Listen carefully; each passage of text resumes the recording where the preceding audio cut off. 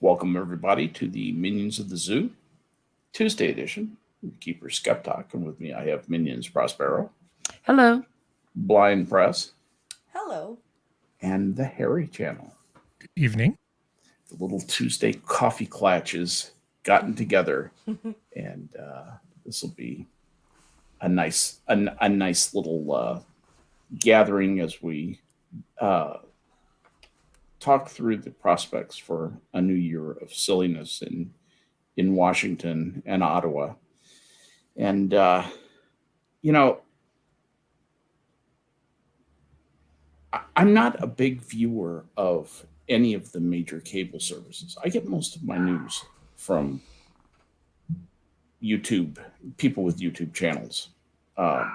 People like Tim Pool, get some cultural stuff from the Quartering, the Hill, Breaking Points, you name it. If it's I even watch David Pacman sometimes get the other side of things. I watch a little bit of Fox just because they're very complete on conservative things, but I found that watching stuff like CNN or NBC is just a complete waste of time. They don't even cover their own stuff, in any way but a schlocky, slick,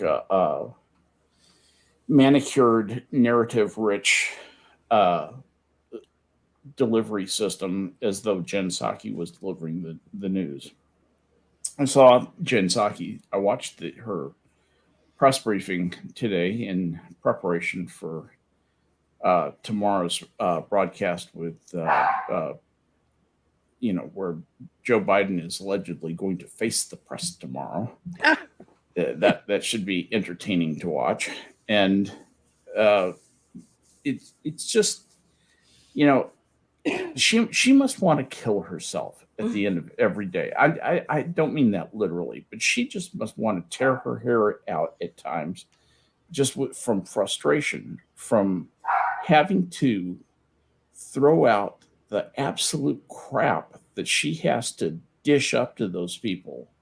And You're crediting her with a conscience. I was gonna well, say, the other that's- thing that I noticed, the thing that I noticed was the rest of the press corps. It's not just Peter Ducey. She got hard questions from everybody today. She even got a fairly hard question from one of the CNN people. Really? Oh. Yeah, and I just kind of went, damn. If that worm has turned, they're in deep doo doo. And she was like, "Hey, you're on my team." She was very, very frustrated by this. It's worth watching today. I mean, Boo hoo. and she's getting tough questions from more than one quarter, and I think that there are a few grown-ups in the Democratic Party, and I think they may be thinking to themselves, we are going to get our clock cleaned. If we don't do some damage control in the off-year election, we're going to lose both houses of Congress, and that may not be a fixable thing for another 4, 6, or even 8 years. So if they're looking at real devaluation of the Democrat brand, and they've done this to themselves, they deserve this. Mm-hmm. I think the grown-ups are thinking, you know what? We've got to get Kamala out of there. She's got to resign first, and then Joe's got to resign. And if they won't do that, then we can just destaff them and let their operation go to hell, and we'll break off and have a bifurcated Democratic Party. But I think Joe will do what he's told to do. I think the wild card is Kamala Harris. She suddenly has a ton of power dumped in her lap. She's not going to have it for very long, and she doesn't know what to do with it. I would liken that to the situation with a baby with a loaded Uzi in a crowded auditorium. Mm-hmm. She's not going to have the Uzi for long. Somebody's going to take it away from her. But while she has it, she could do a great amount of damage. Yeah. I don't know. What do you guys think? Are things turning around, or am I just whistling past the graveyard? I think things are, at the very least, slowing down. Like, I think the transport truck is kind of in the act of slowing down to make a U-turn. Yeah. I don't think we've completely turned yet, but I think that there are enough people putting their feet on the metaphorical brake to go, okay, to slow down the truck of peace. Whoa, that's enough. That is enough. Like, we have let this go way too fucking far, and it's time to stop now. Well, if you think that's true, tell me who you think the casualties will be. Will it be the AOC side of the party, or will it be the establishmentarian, what the woke squad calls the corporate Democrats? So is Kristen Sinema going to survive, or will Rashida Tlaib? They both can't live in this party. I don't think. We've got. I think the establishment are going to be the ones to take the hit. I do as well, but I also think that we're going to see some other people once the establishment has. They both have money. Hit. Look, they both have money. They both have a lot of power. There is a ton of money behind the wokesters. There is an even larger ton of money behind the establishment Democrats. But my point is that I think that the establishment Democrats may take the hit because they've been establishment for so long and they've let this go so bad. They've been managing this.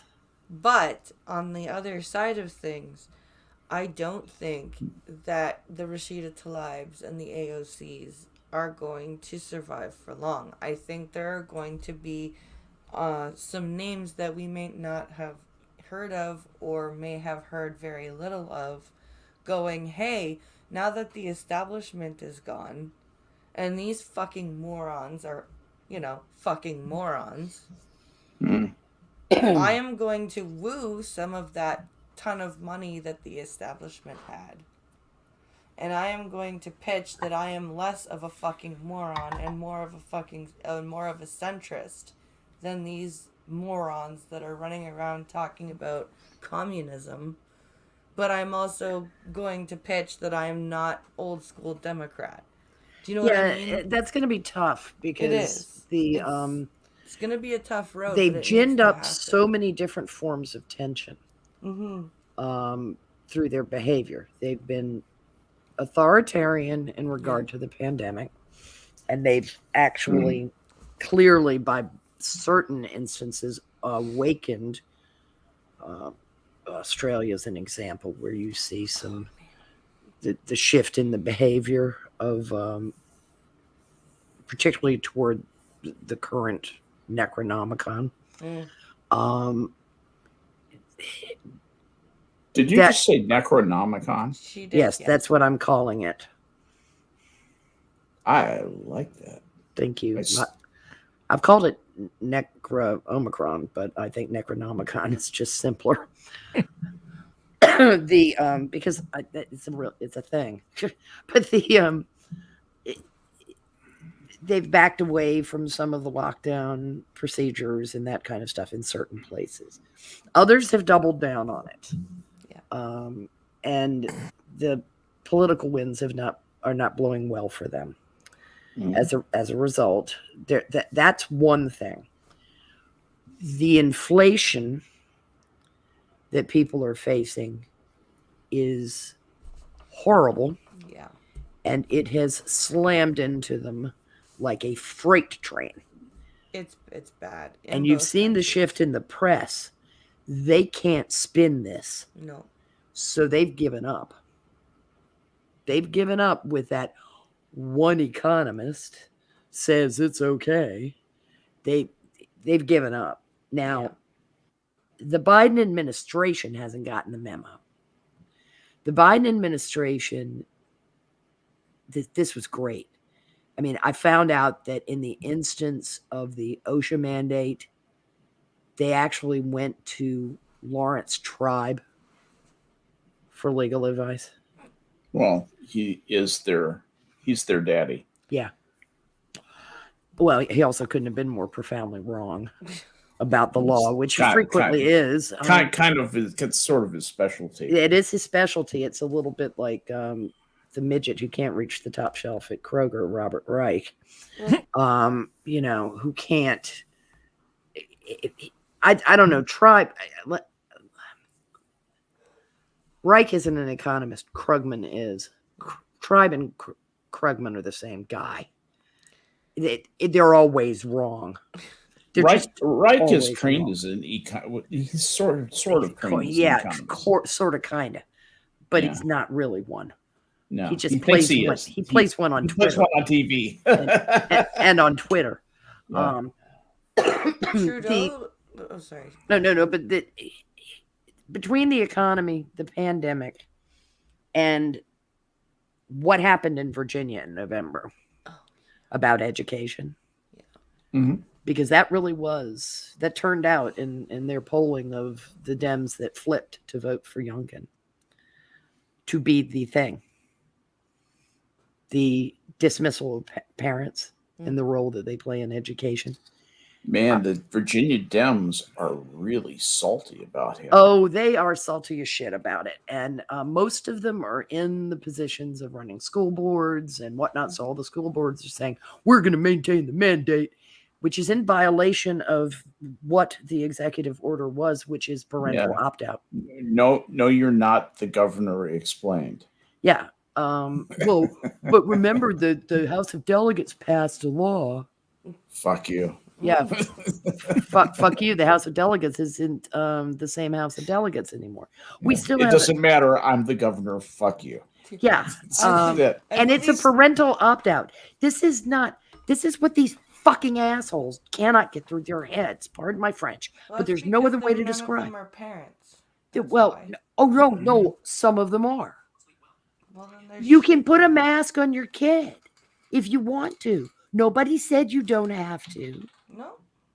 And that was not what was said. He's endangering the lives of millions, is the drumbeat from all these window lickers. I wish that. And they're not putting N95 masks on their kids, okay? Trust me, they're not. No. Some of them are. Oh, I ran into some of them on Facebook. They've already ordered theirs. I would never put an N95 mask on my kids. I wouldn't. I mean, it's like, why don't you just put him in a goddamn diving bell?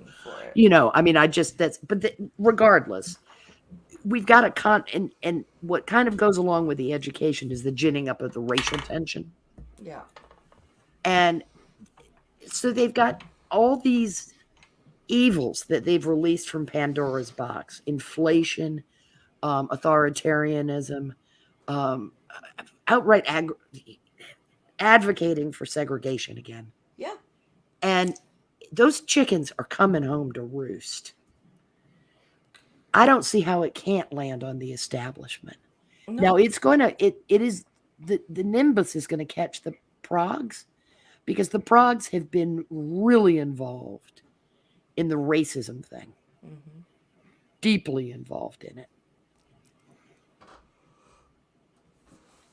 Well, one of the things that I think started a lot of this off was we had a president named Barack Obama who, even more so than the ones who preceded him, even including people like Bill Clinton, anything that came out of his mouth had no more meaning than what it said at the moment it came out of his mouth. If he said, you're going to get to keep your doctor, you're not going to get to keep your doctor. He didn't mean that. No. He didn't mean anything that he promised. He welched on almost every single thing that he promised. And what happened, I think, to us is we stopped demanding integrity, because Barack Obama was the president who could do no wrong. Scandal-free family. He's so much a figure like Bill Cosby, the Bill Cosby on TV, the perfect father, doctor, and so forth. And it would be kind of delicious if he was, into drugging women and raping them. But I'm not saying that that would be a good thing, but it would make me happy. In the twisted Schadenfreude way. Yeah, exactly. It would just be so perfect to have that. Karma's a bitch, ain't it? Well, my point is, he was absolutely insincere. Used 8 years to stroke his ego, and really, if you look at his accomplishments, he did nothing to help the United States. The United States did not make any progress during his time, and he took a bad situation, which George Bush did create, the deep-seated debt, and he doubled it. Yep. Yes, but you're a racist. See, that became the new response. All you have to do is say you're a racist. You couldn't criticize Barack the Magical Negro because he was uncriticizable. And to this day, but to this day, if you use clearly an ironic term to describe him, or someone like Neil deGrasse Tyson, you're immediately called a white supremacist, fascist, racist. Yeah. They can call you that. I don't give a shit what they call me. I know what. But I mean, for no reason. For no reason at all. They can just look at you and say, I don't like the way you looked at me, you racist. Well, yes, because ad hominem is all they have. Well, original sin is original sin. It doesn't have to. You don't have to do anything to earn it. Correct. You're just born that way. Alive. Right? Yeah. Exactly. Yeah. I was born. I was apparently also born a misogynist, which is kind of fascinating. Well, they love these studies where they analyze the responses of infants, Mm-hmm. and they've realized that in-group preference is a thing that's actually wired in. Yeah. But of course, that just means that babies are racist. Babies are inherently racist. I bet they didn't take very many African American children and subject them to pictures of Asian people. Just saying, because if you look at what the adult people do, if you're looking for inter-race violence, that's where most of it is these days. Oh no! You don't understand. That's just weaponized white supremacy. Yeah. I forgot. Oh wait, but if Asian people are white. Yeah. No. See, that doesn't work. I'm not sure how we can spin it that way. It's but once magical. Before we get too far away from Skep's original point, I don't think there's just one group of people. I don't think there's one narrative. I think there's several different groups of people who all have common cause in wanting to undo the Biden administration. Mm-hmm. And I'm talking about people on the left. There are people who think that they stand to gain something kind of immediately, like sort of the native cunning of an AOC in the squad. Yes. They're not getting what they want now, so they figure any change has to be good. Somebody who's worse than Biden is good because it allows them to regroup for later. Somebody who's better for Biden is good because they get their short-term stuff. Yeah. Right? There's no world in which replacing Biden is bad for them. Mm-hmm. No. And then there's people who just figure we're going to take the hit. All I'm trying to do is just get as far away from the damage as possible. Yeah. So they want to be on the right side of history. And you can start breaking down multiple groups. But the one thing they all have in common is it is open season on the Biden administration, metaphorically speaking. Okay. Yes. Sorry for the language that could be misconstrued. Metaphorically speaking, they're hitting the press a lot harder. And Jen Psaki really doesn't seem to be enjoying her job much anymore. It was all a lot of fun when she first started out with her little smirk. Let me tell you that thing today. She was in misery. She was miserable the whole time. I think we need to start a pool and start guessing how much longer she's going to be sticking around. Not very, because I'll bet she's gone in 3 months. Yeah. Well, they need to circulate the talent in the pool, because actually that I don't know her name, sorry, but that African American woman who's basically the number 2 press person. Yes. Oh, yeah. I think that under the circumstances, she's more Teflon than Jen Psaki. I think once Psaki has basically been exhausted, like the zinc on a galvanized metal pan, when she's been fully oxidized, they can just throw her aside and then bring in shiny new girl. Yeah, they will. All flaky. Yeah. Yep. Chipped. They will, because press secretaries, that's what happens. And the novelty of women as press secretaries is gone. Mm-hmm. That ship sailed. Bye-bye. Gone. We've had a string of them now. Mm-hmm. And, we had, Dana Perino, Huckabee Sanders, Kayleigh McEnany. Now we've had Jen Psaki. Do we know what she identifies as? Jen Psaki? Is she even human? A commie? That red hair, that looks like it came straight from the moon. Titan. You know what's sad is methane that atmosphere. You know what's sad is that when you watch a show like The West Wing, you go, why can't we have Democrats like that? They seem far too. Or even 24, where that guy from the Allstate commercials was. Yes. Just somebody who, kind of has a clue. But a man with a wonderful voice. I'm going to do something that probably is never going to happen ever again, and has never happened before. I'm going to give you a baseball metaphor.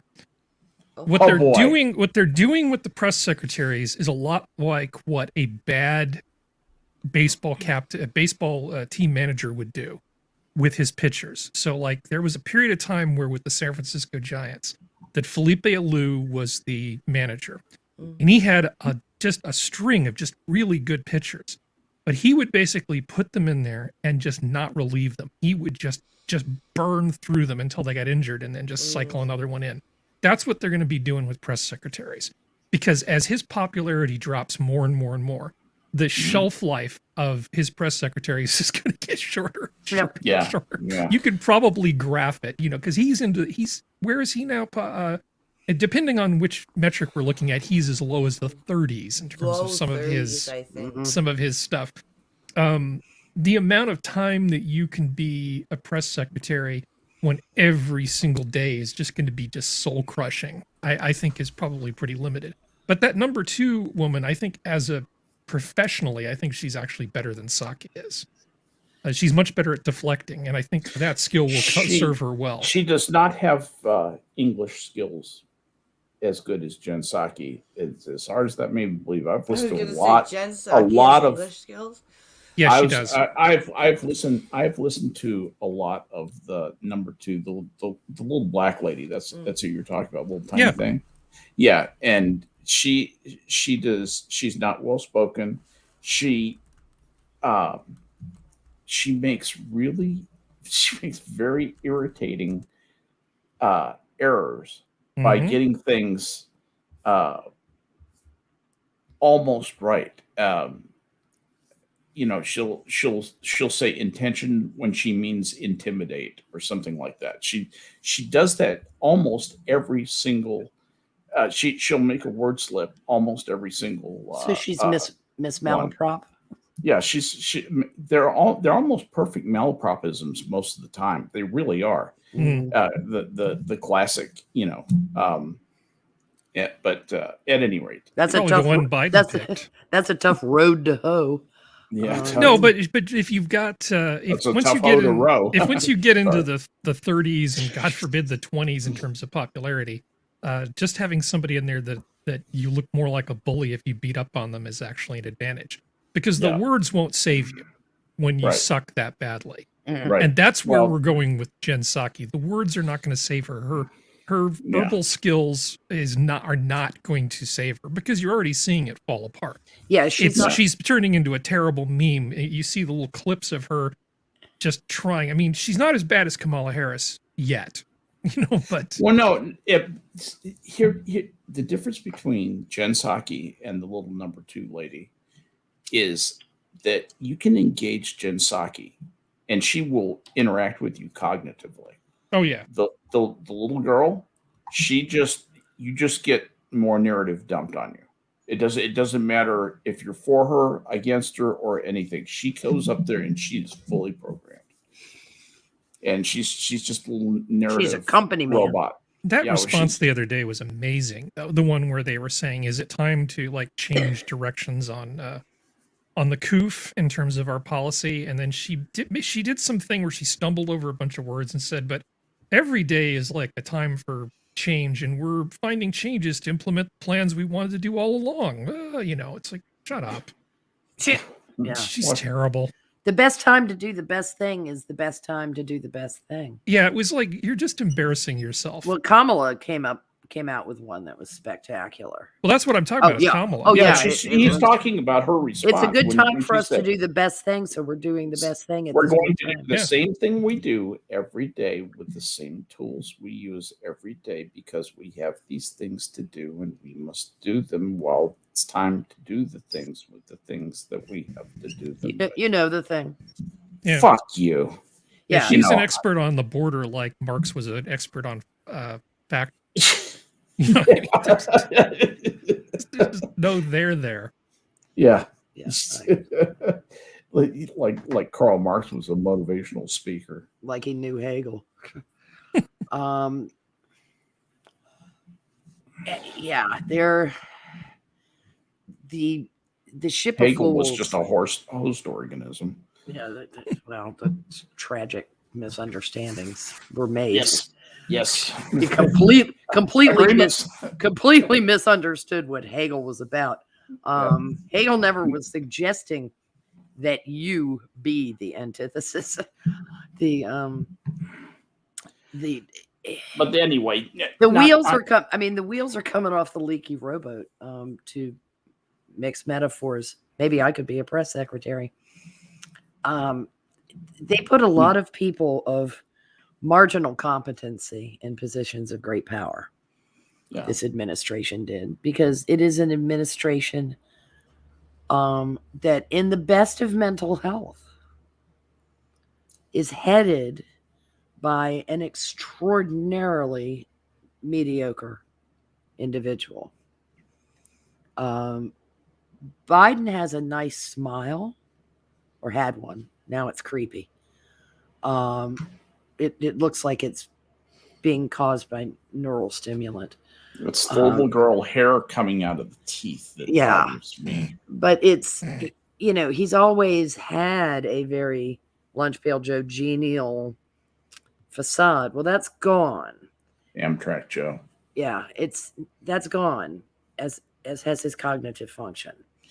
He's never had that with me, and he's never had that with you. You've seen this guy long enough to know what an asshole. I always thought he was an unctuous midwit at best, and I think midwit is giving him a great deal more credit than he possesses. Yeah, I agree with you. He's said a number of amazingly dumb things. Oh yeah, over the year. Well, they never let him have the microphone much. If you notice, they kind of let him smile and nod a lot, or appear sage in prepared questioning on the judiciary panel, and always be avuncular, so that he was a friendly face of a bunch of cutthroat bastards. Yeah. And he's as cutthroat as any of those bastards, probably more so, because he's dumb. He's not a bright man. He is a profoundly... No, he's not. He's a profoundly dim bulb. No, he is typical. He almost flunked out of law school. He is typical of the person who does not have a passion for the law. He made it through law school by hook or by crook. He finally found enough tutors to carefully spoon feed him all of the pieces of law and arrange to take and pass the bar eventually. Yeah. And another one who failed the bar and eventually lurch into, government. This guy has never worked an honest job in his life. Oh, the only job that we know about, was the lifeguard job. And I frankly sort of doubt whether or not that actually happened. Yeah, I thought he had... This guy just fantasizes when he wants to. I thought he had asthma. And asthmatics don't, especially youthful ones, don't usually make the best lifeguards. But he makes up stuff now about, hey, there I was pinned down by enemy fire back when I was Guatemala first, Guadalcanal or whatever. Yeah. And you just go, dude, you never did that. I remember the Sullivan boys did that. Yeah, right. Yeah, we were best friends. We used to go drinking and whoring, and they shut up, Joe. The Fighting Sullivans, by the way, that my friend Prospero is making reference to, for those of you who are not World War II aficionados was a family of how many of them were killed? 5 boys. Yeah, 5 boys were lost. Two in the Navy on the same ship. Is that what? Isn't that family who Saving Private Ryan was supposed to be based Yeah, off of? well, it was in reference to. A reference. Yeah, Yeah. it was we passed the Sullivan Act, Yeah. which is that members of a family The can't final serve in the same surviving unit. surviving sons would not be put in a combat zone. Yeah, it's to keep a family from being wiped out. Yeah. Particularly because we were even more agrarian. Oh yeah, that was the help. That was to keep the farm going. 80 years ago. If you lose Yeah. all your sons, You don't have a farm. when all your children are gone, there's no one to leave your assets to. There was and people that always mattered to people. Now inheritance is looked upon as some kind of hideous thing of the privileged. Yeah, leave it to the government. Yes, because the government is good and benign. The They'll redistribute that shit, make jobs. Oh yes, of course. You'd make a ton of jobs if you redistribute all that wealth that doesn't exist. Biden is useless. I mean, he's pretty much always been useless. He's gaff-o-matic. And now he's got the cognitive and behavioral problems that go with certain ailments of aging, where he's incredibly temperamental.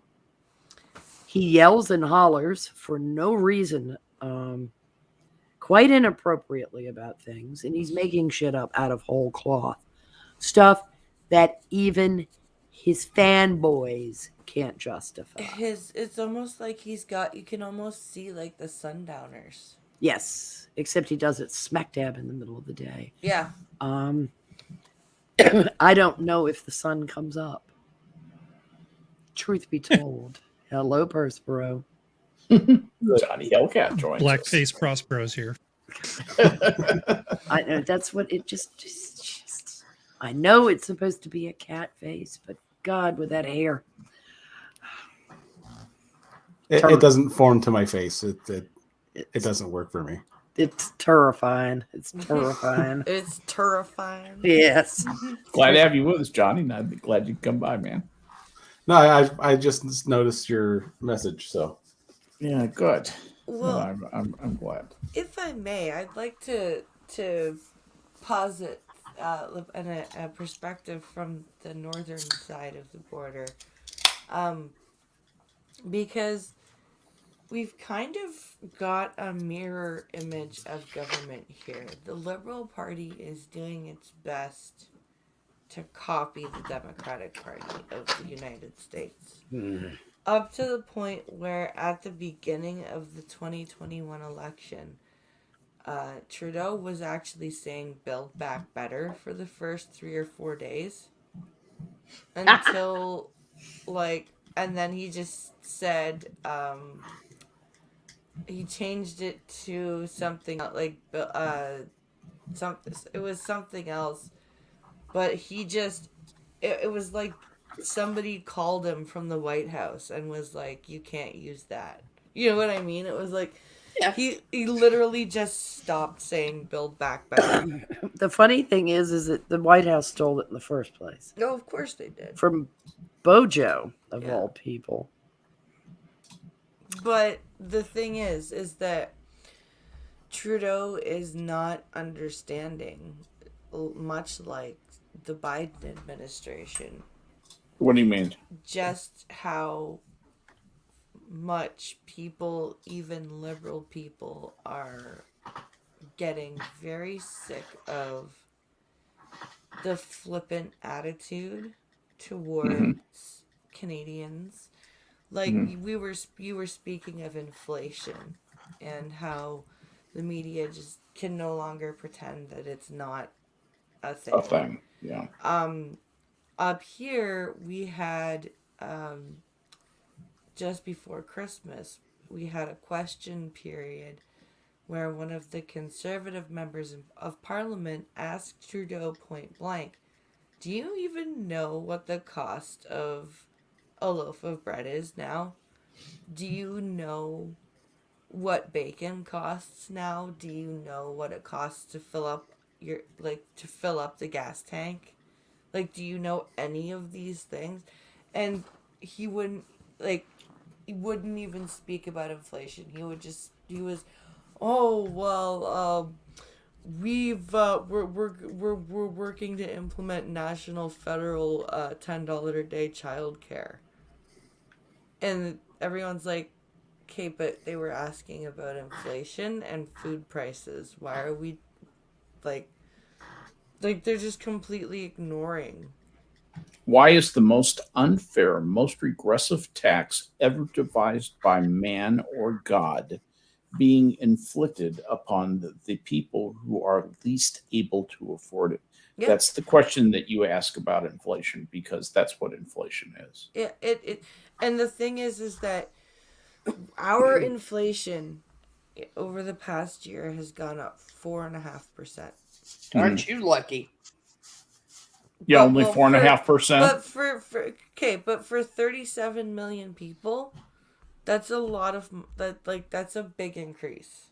8.7% here, honey. Yeah, but 330 million people. I don't trust your number, PP. I don't. Not that I trust you implicitly, but I think that if that's the number that your government's coming out with, I think they're lying to their teeth. Oh, they have to be, because freaking when Pincalo comes home from the grocery store, like, he tells me how much stuff is. And I remember when loaves of bread were, like, the expensive loaves of bread were like $3.50, $4, right? Mm-hmm. That the super name brand, like the Italiano stuff, right? Now Dempster's is like $5, and then you go and it's like, "Oh, look, it's on sale, 2 for $5." It's like, no, fuck you. Like, I'm going to actually a very reputable source. Canada's headline inflation rate remained at 4.7% in November of 2021. That's the last inflation rate I can find for them. Well, here's the stupid point I was well, the stupid point I was trying to make is the same point I often make about inflation is the way you calculate it is based on like a market basket of things. Yeah. Right. And by picking and choosing which things go in that basket, you can manipulate that number. I've got the components right here. Prices rose in all 8 major components, with the strongest pressure coming from transportation, 10%, underpinned by gasoline, 43.6%. Significant increases were also seen for household maintenance, 4.8%, driven by furniture, 8.7%, and food, 4.4%. These percentages are within their groups. They don't really relate to that other percentage that I just gave. And also 8% for meat. So meat, 8%, food, 4.4%, furniture, 8.7%, household maintenance, 4.8%. Gasoline went up 43.6%. What do you think that does to somebody like Pincalo? Yeah, he has to pay $100 a day to fill the gas tank. Well, he's the driving how much did he pay before? Yes. Like how 60, much did he pay before? 70? 50 or 60. Right, exactly. So that's a $30 a day increase, and he drives a van. Imagine a trucker, right? Yep. Oh, and by the way, truckers are now mandated to be vaxxed. There is a convoy literally rolling into Ottawa right now, like registered. Like, I think it's up to, last I heard, it was up to 1,600 truckers registered to roll into or go in a convoy to Ottawa to protest mandatory vaccination for the trucking industry in Canada. Man, I didn't realize that gasoline had gone up for you guys 43.6%, because that is because you have expensive gasoline anyway. compared to the United States. The United It States fluctuates has right amazingly. now. I've heard Pincalo. I think on Friday I heard Pincalo say it was $1.44 a liter. So that's 3.8 liters to a gallon. So $1.44 times 3.8 is 4 or 5. It's about $6. Yeah. So I wonder about the weights in this basket, because you talked about a bunch of sectors, Yeah. and all of them except for food and was it household services? Household maintenance, yeah. Yeah, household maintenance. Yeah, and we're like double the reported rate. So all of the components except for two are much higher than the average. But you got to understand that food is, a much bigger category part of the pot. Clearly. Okay, so yeah. Meat is one thing, but food is a whole. Like that's your canned goods, your vegetables, your bread, your sugar, your milk, your eggs. But what I'm saying, the dollar amount of food is greater than the much greater. I mean, by orders of magnitude, than the dollar value of furniture. Yeah. Or even what gets spent on gasoline.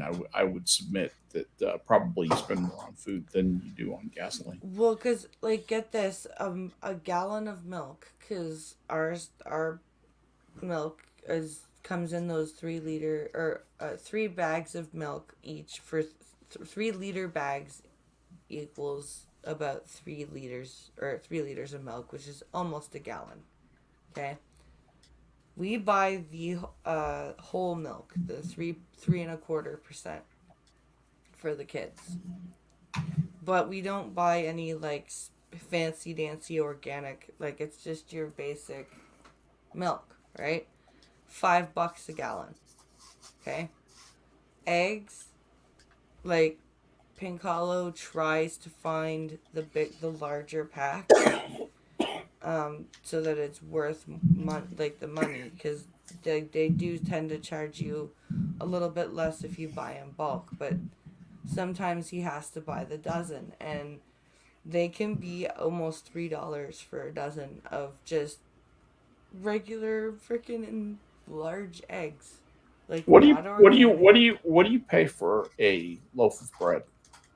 Roughly, $2.50, almost $3. Okay. That's the equivalent of what we pay. Our number in the United States is $2.56. Unless you go to the dollar store. That's what Pincalo and I like to do for pantry food.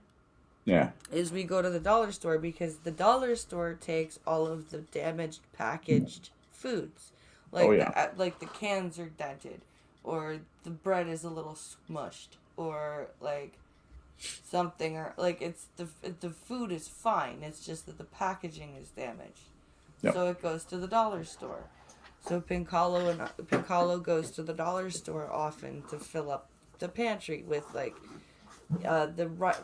Uncle Ben's rice, or the problem that happens is that more and more people begin taking advantage of that. Yeah. And that will stress that resource, a resource that had been there for, people whose incomes, required that. That was a nice thing.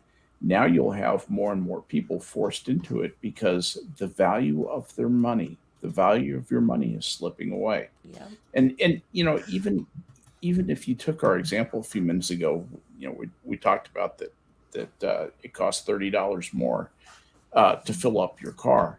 Even if you got a check for $30 from the government, that would be in 30 devalued dollars. So it wouldn't be quite $30, and every day that the value of that $30 that you got that day would have inflation pushing to devalue that money. It would be in an accounting equation, you would subtract that rate from any positive rates that you got from taking that money and investing it. Anyway, so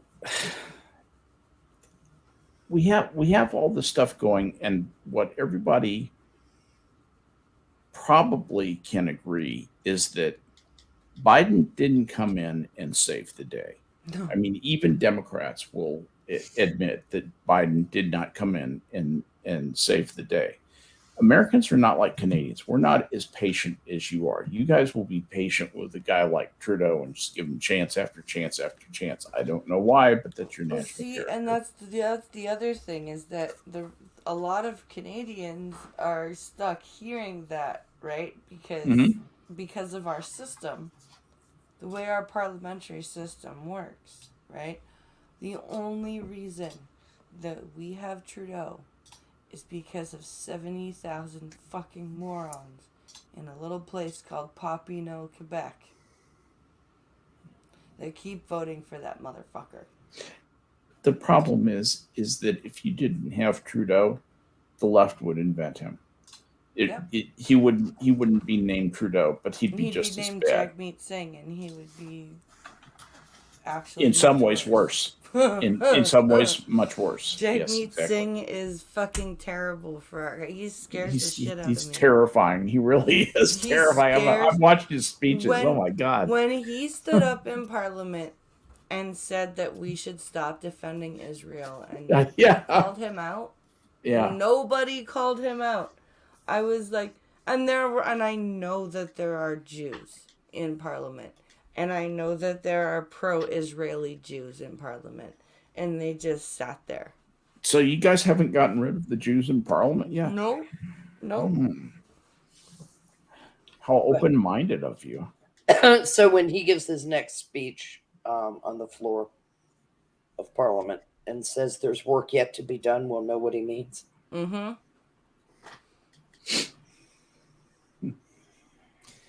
I love the way that he can come out and say that he's against anti-Semitism. And then every single thing that he does, I don't mean to go down the Israel rabbit hole here, and I certainly am capable of doing that. But that guy is one of the biggest hypocrites when it comes to Israel on Earth. No, Jagmeet or Trudeau? Or Jagmeet Singh. Jagmeet Singh is worse actually than Trudeau, but Trudeau is quietly supportive of the BDS bullshit. Oh, very much. And that just pisses me off. That just makes me nuts. Well, Trudeau was the one responsible for allowing that $10 million payment to Omar Khadr. Like, oh, yeah. He fucking paid off a terrorist. Yep. Well, because he was just a little boy. No, fuck you. He was 15 years old. No. And his fault, no. If you're old enough to kill somebody else, you're old enough to stand trial. It's kind of where I'm at on that. But anyway, so getting back to the original premise, so neither Trudeau nor Biden have hit home runs. They aren't making things better. I think most people perceive, even Dems in their heart of hearts, know that Biden is not getting done what they would like to get done. Yeah. And he's not even competent at standing there, which Barack Obama at least was that. He was competent at standing there. But I'm the president. Yeah, you are. You're definitely the president. Biden, no, he's a mannequin. He's some sort of a talking dummy. Pincalo has told me on more than one occasion while watching videos of Biden, he goes, I think he just pooped himself. And I'm like, really? And he goes, yeah, at first I thought he was just joking. He goes, no, I legitimately think he just crapped himself. Because of his stance, right? And just the facial expressions he's making. I almost crapped myself when I saw his stance on inflation. Yeah. I bet you did. Anyway, that especially or the skiing pose he took in that one interview where he was standing he's there not with making good decisions. This guy is not making good behavioral decisions. No. I would submit. No, he's not. And I would also submit that the people around him are not making good ethical decisions Well, yeah, by letting him continue. I think that's the segue I've been trying to grab hold of this whole show. The thing What's that I've that? been thinking about all day is the damn Yeah. deep state. Mm. Because Let's talk about that. What is the deep state? Biden's job was basically to be the fall guy. They figured it's Biden's turn. Let him run. He's not going to win. Trump's just going to win. And then all of a sudden they found themselves in a position of, holy crap, he might actually win this thing. And now we're stuck with Joe. We've got Joe. But it almost doesn't matter because Joe's not coming up with all this stuff. He's repeating the things that have been handed to him. I mean, I don't feel like he's the actual president. No. And I know Skep's going to tell me it's been going on a lot longer than that, but it sure feels to me like things pivoted during the Clinton administration. And the Clintons were this weird power couple that managed to consolidate so much money and power and so many connections in such a weird way that it just started to infest everything. Yeah.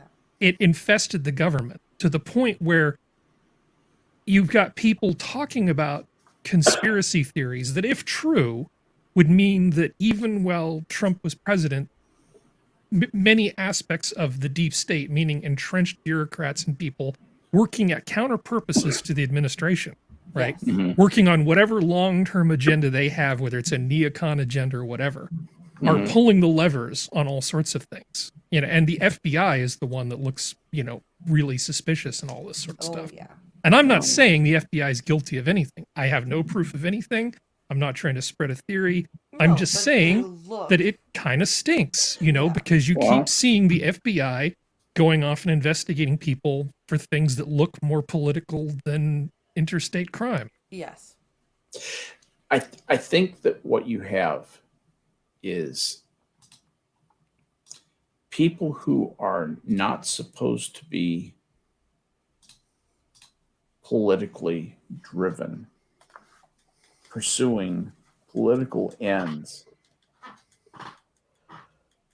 that are being quietly encouraged by whatever means by other outside non-governmental players.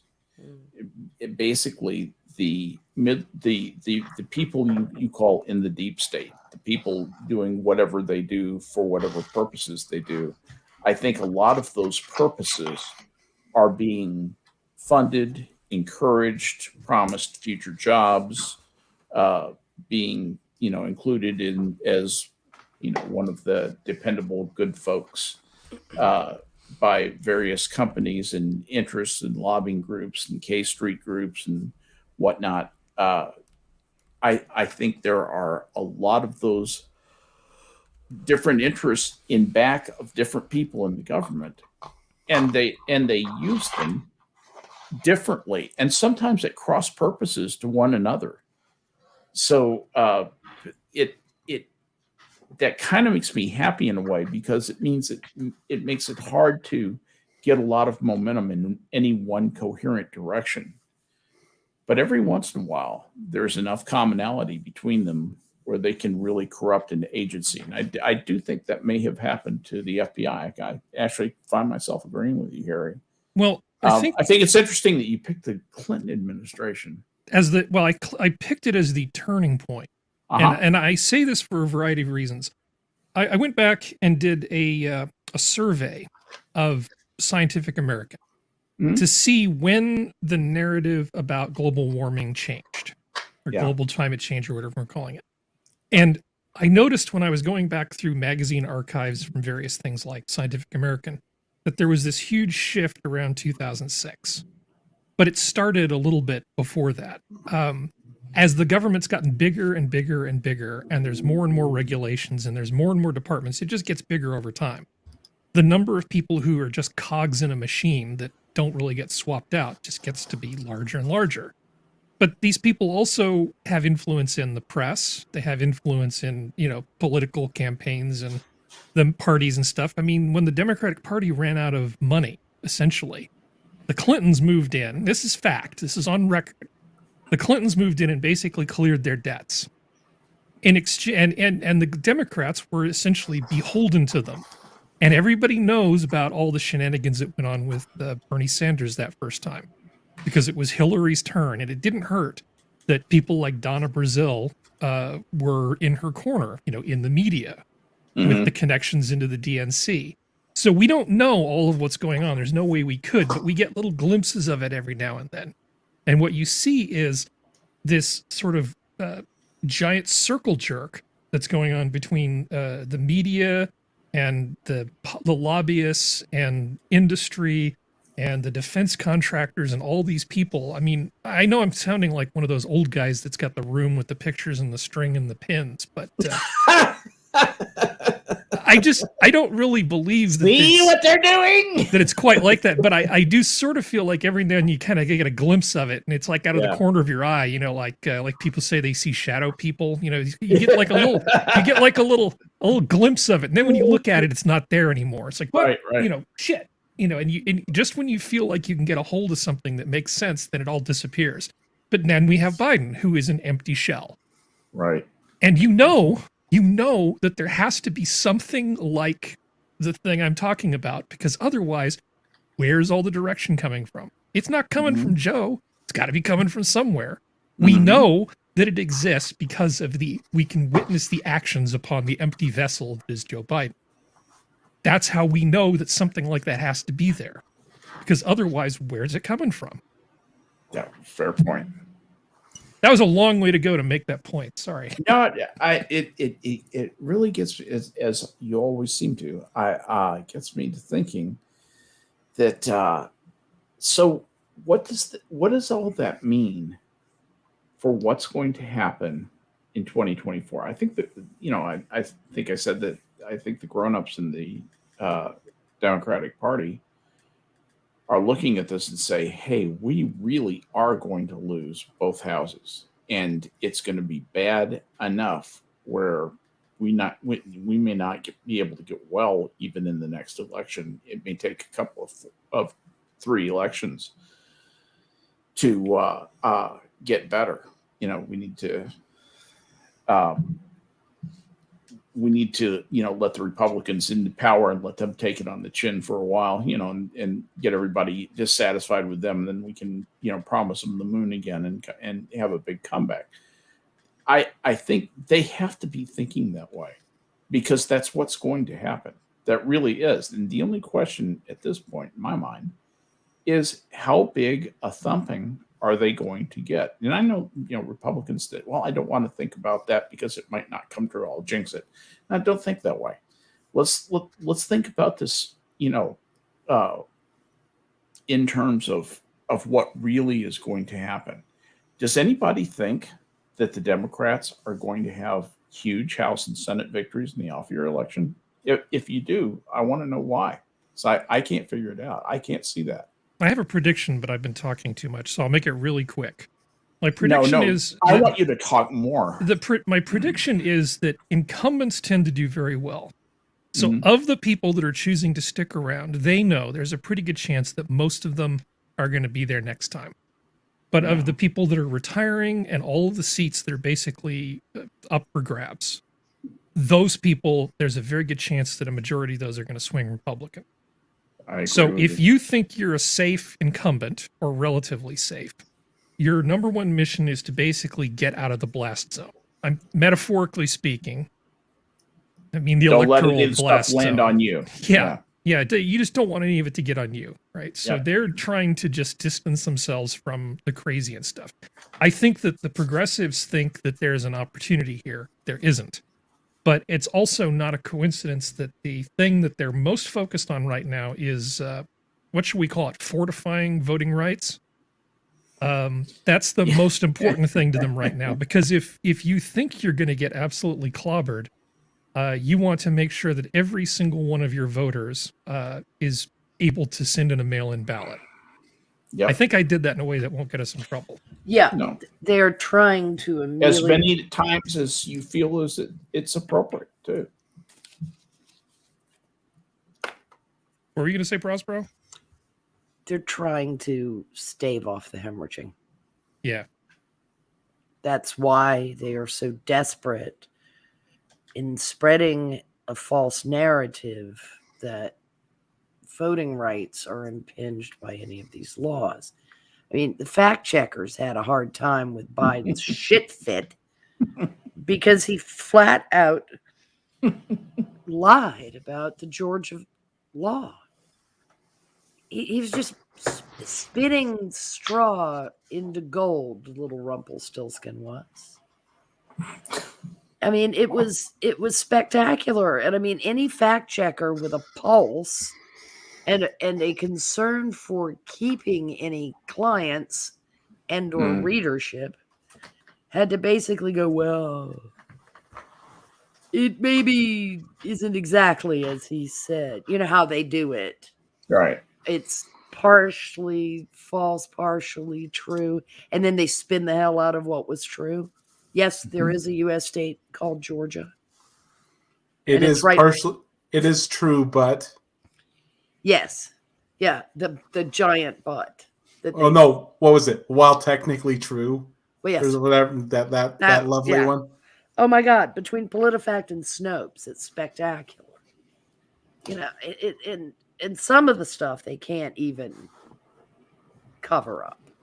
Oh no, some of it just actually gets 5 Pinocchios from Washington. There are no laws in any state in the United States, and the states have control of the elections, by the way. This is by design. That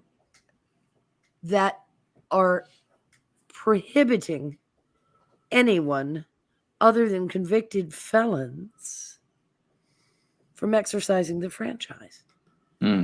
It's not happening. What they are saying about voter suppression makes you think of police dogs and fire hoses in Montgomery, Alabama. Well, that's what they want you to think of. Yes, no one is being, well, they have to stand in line. Jesus fucking Christ. My God, I can't tell you how many times I've stood in line to vote. And the last time I checked, almost every time. yeah, I mean, there's some of the mid-year ones. I mean, once I retired, we vote like crazy people down here. Yeah, and I mean, I've gone. Cree and I went. This was after you retired. We went to vote at an off hour because we knew that turnout would be heavy, and we were in an enormous line. And we're not melanin enhanced. And we know where the DMV is. I told a joke to a coworker of mine who happens to be of a higher melanin count. When we were talking about voting, and I go, I turn to him and I go, "You do know where the DMV is, right?" Oh. And he looks at me like just really confused. And then like one of my other coworkers, he's like, "I don't think he gets it." And he was like, it was that immediate like, I'm angry. Yes. He was offended at first. And then I had to like, wait, let me tell you the joke now. Like, don't you know Joe Biden doesn't think you guys know how to get to the DMV? Oh, a lot of lefty wokey don't. That guy did that filming down in New York. Yeah, I can't remember who it was. That was Avi a while something. ago. Avi, was it Avi? It's like Avi. I forget his last name. Yeah. It went to New York and started interviewing young people in Times Square. And oh yes, you know, most black people don't have an ID, and they they don't have the opportunity to get one because they don't have the internet on their phone, and they don't have the internet, right. And they don't know where the DMV is. So then he goes into a black neighborhood and starts asking people, "Do you know where the DMV is?" I saw that video. Yeah, and the guy pulls his phone out and says, "Yeah," and he starts Googling the DMV. Google Maps, it's 3 blocks down and 1 block over. As if the guy needs help finding the DMV. I'll show you. I like the woman who said, "Yeah, I've got unlimited data on my phone." Yeah, but you're black. You can't have that. No, and it's really... Go ahead. I was going to say, and it's really funny when the people who like just knew where it was. Yeah. And I was like, oh yeah, it's just over there. And then you take it left, and then it's down there. It's Oh, yeah, like a place that you have to go. But I was just there last week renewing my registration. Why? That, and then it's like, well, would you like to see this film of these people? Once they're confronted with what other people think about them, then you see some anger. It's almost like Who the hell said I couldn't find the DMV? No, it's almost as though people are people, regardless of their skin color. What a shock, right? What a surprise. I know. Who knew? And to have someone's intelligence, I mean, oh my God, it just keeps happening. These utterances, poor kids can learn. There's no Kinkos out there in flyover land. Yeah, and what was it? Poor kids can learn to read as well as white kids. Mm-hmm. Yeah. Kinkos. What's the matter with you? I know, really. I mean, Blockbuster Video gone too, sweetie. I got my own fax machine at home, motherfucker. They still have Kinkos. My wife was making us watch this. Kinkos was bought by FedEx, but it's called FedEx. It's been Kinkos. integrated into the FedEx thing. Yeah. Sorry, Yes. Johnny. Sorry, go ahead, Johnny. That's fine. No, my wife was having us watch this, the dark side of the 90s and stuff. And they were talking about, oh God, I don't remember what it was, but they were talking about Beverly Hills 90210 and how that Gabrielle Carteris was like twice as old as everyone else. So this was a hard-hitting documentary you were watching. It was Vice based, so I'm fighting it. Fluff. It's Vice Studios taking a look at popular culture. That's awesome. I can totally see spin off it. from Vice's Dark Side of the Rings. No, that's actually awesome. What an awesome sort of date thing to watch. Yeah. Let's just settle in, get some popcorn, and watch some fluff about the 90s. That's awesome. Absolutely. Real quick, guys, it is 12:35 for me, and I need to. Time for your beauty sleep. My children do actually need to be in the building at school tomorrow, so I need to be up and getting them there. So check the taps on the maple trees or whatever you guys do. Yeah, it's too cold for that. Oh. That's not for a few months now. That's not for a few months yet. But see, I don't know. So, but there will be a coffee stream tomorrow, and it will be in the daytime when you can actually drink coffee. So that'll be a thing that's happening. Is it Canadian or it's Canadian Wednesday tomorrow. It's Canadian Wednesday, I thought. Yeah, okay. Yeah. With you, so that's at noon tomorrow, and then of course Saturday, the Star Trek stream.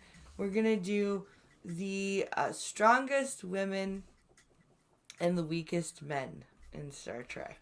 The strongest women and the weakest men. Wesley. What a good idea. Wesley is not human. No, Wesley is not human. He is the spawn of soy. Yes. I'm sure this is news to Beverly Crusher. He's a lo mein noodle. That's what happened. I'm not surprised that dipshit gave birth to a lo mein noodle. Shut up, lo mein. Yeah. Really. And exciting news.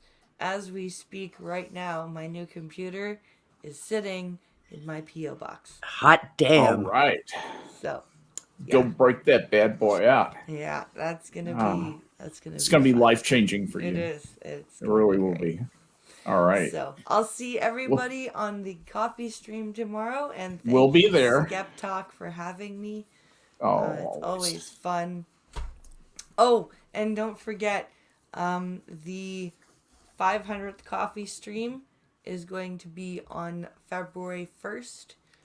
I am taking I'm holding 4 spots for co-hosts, like up to 4. And then I'm going to have like call in for what day is that? That'll be on Monday, February 1st. Well, count me on.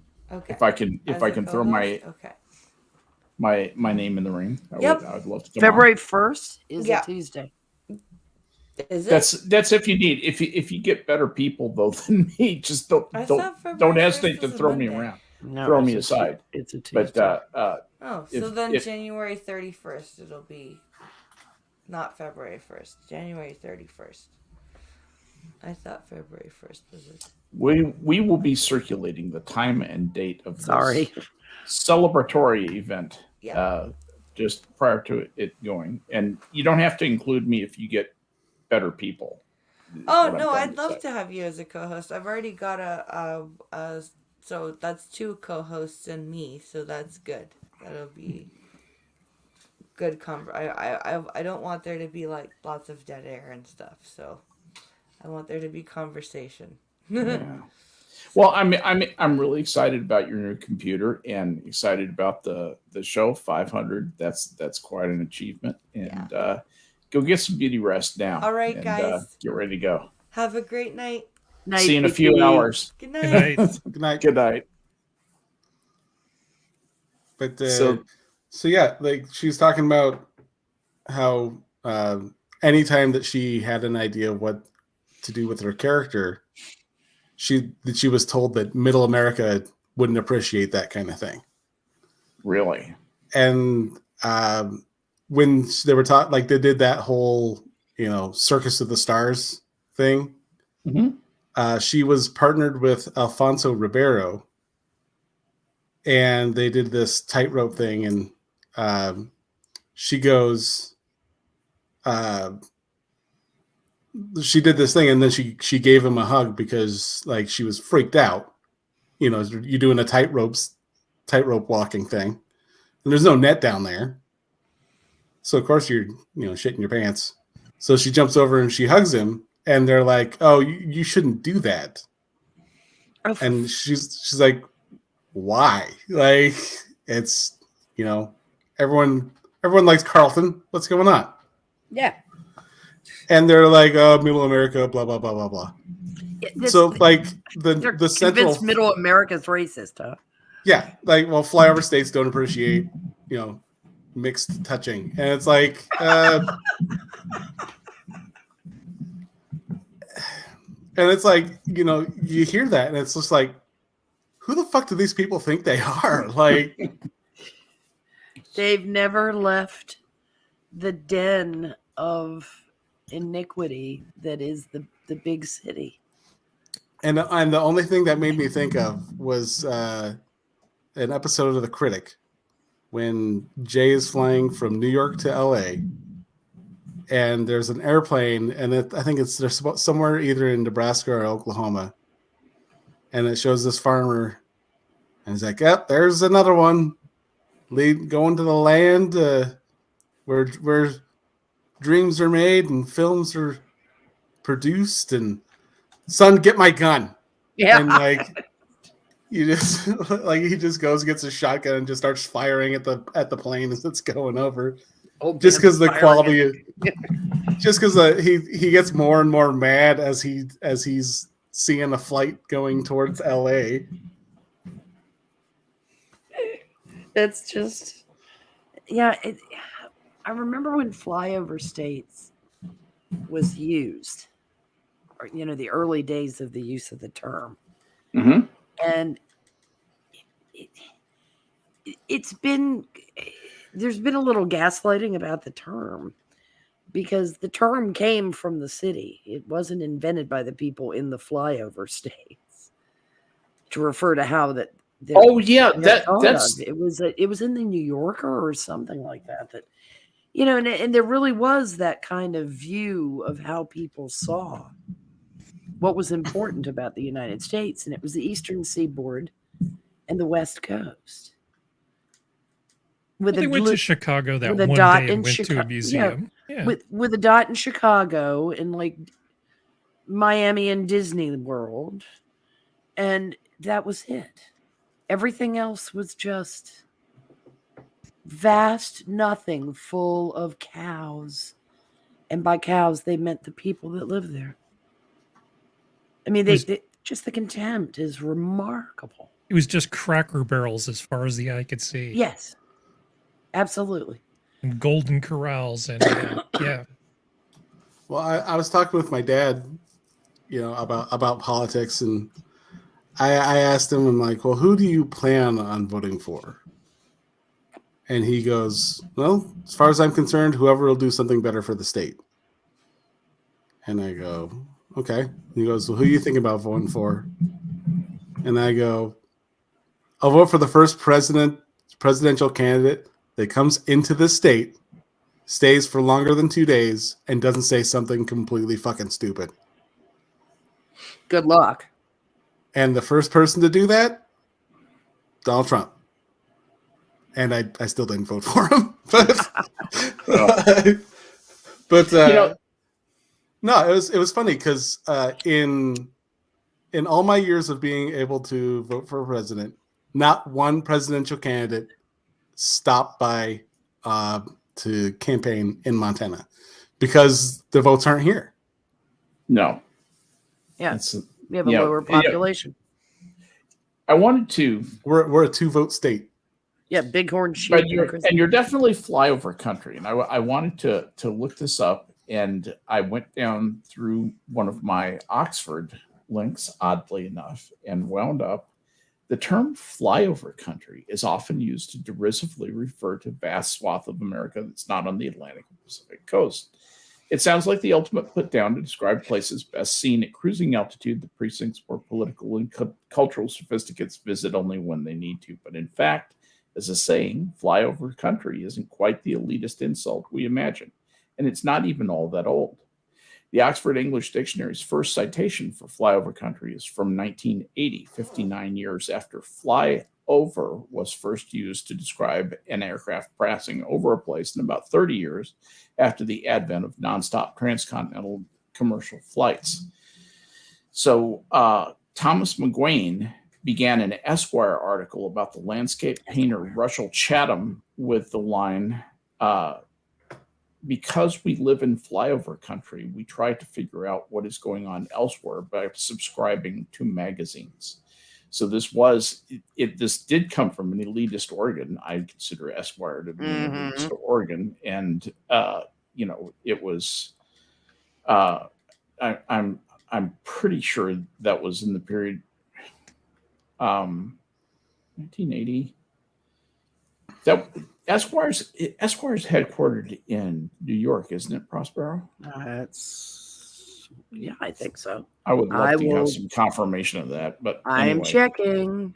Well, anyway, so, and note that he says because we live in flyover. Note the we. McGuane was born in Michigan and, like Chatham, lived in Montana. This must have come from the time I worked in movies, an industry that seemed to acknowledge only 2 places, New York and Los Angeles, McGuane says when asked how he came by the phrase. I recall being annoyed by that the places I loved in America were places that air travel allowed you to avoid. So that's actually where it came from. It certainly did come from an elitist organ, Esquire magazine, and I'm pretty sure that was in 1980 was in New York City, but yes, they are they in New York? Yeah, West 57th is the okay. Oh, they're up by Pfizer. Pretty safe bet. Yeah, pretty safe bet. So they were a Hearst establishment.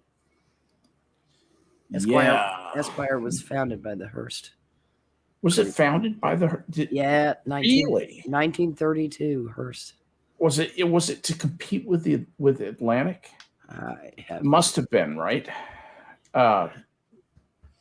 Because I don't think Atlantic was a Hearst publication. Well, anyway, when we're jumping down a rabbit hole, and Prospero and I can discuss that offline. The thing of it is that flyover country is largely, libertarian or conservative, and not flyover country is largely where the progressives live. The progressives are concentrated. The libertarian conservatarians, we'll call them, are spread out like an even smattering of peanut butter all across the land. It's an interesting political problem, and I really do think it's going to test all the strength that we have. I think this is going to be I think we might be moving up to our Civil War moment. And it's not necessarily that we're going to have a civil war, but we are going to have currents within the polity that will threaten to tear the country apart, potentially for a very long time, and potentially could even change the way the country is organized, and to some very significant changes in the way that we pass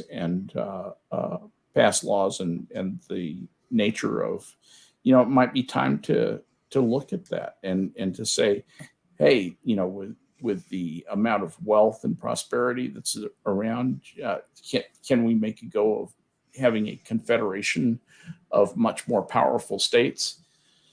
And can we afford to let the states have more rights? And that just sends people like the Democrats and the progressives into orbit, because all they can think about is controlling the whole country and getting the whole country to do exactly what they want them to do. The idea of having a bunch of people who are out there uncontrolled, pursuing life, liberty, and the pursuit of happiness on their own, without government leading them. It's the difference between, do you want to live in a country where the government leads the people, or do you want to live in a country where the people lead the government? Yeah. That's really the choice I think we're facing. By the way, originally Esquire was, when it was founded, was headquartered in Chicago but moved to New York. That's what I was remembering. I was thinking that it was someplace else. Started in Chicago and then went to New York. I couldn't. With everybody else other than the. If I'd been guessing on Final Jeopardy, I would have said Baltimore. So I would have still gotten it wrong. But Baltimore, Philadelphia, Chicago. Okay, any of those. Yeah, I knew it was not a Boston rag. The first tentacles are everywhere. Oh yeah. Oh man, yeah. The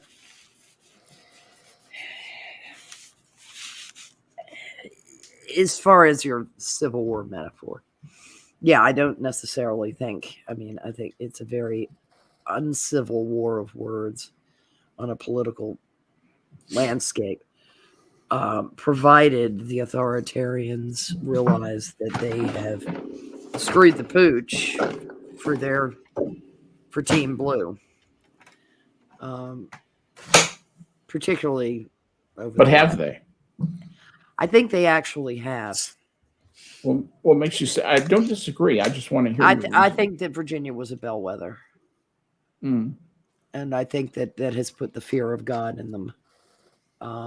When you have the CDC adjusting its wording, shall we say, on Necronomicon, when you have a